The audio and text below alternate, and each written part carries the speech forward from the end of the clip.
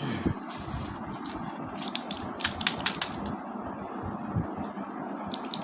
হয়েছিল মূলত?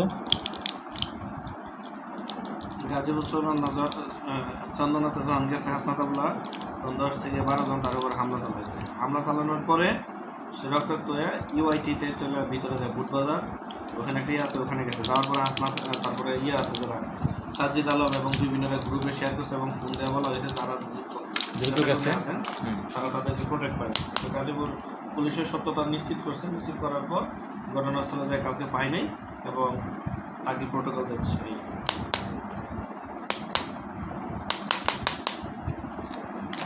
প্রোটোকলে কী দিব? পরে দেখে আমার মনে হয়েছে কার মতো দিই একদম পুরো ৮০ দেখছে লাঙ্গল মারা ৮০ 100 মানুষ, মানে মানুষের রক্ত দেবে।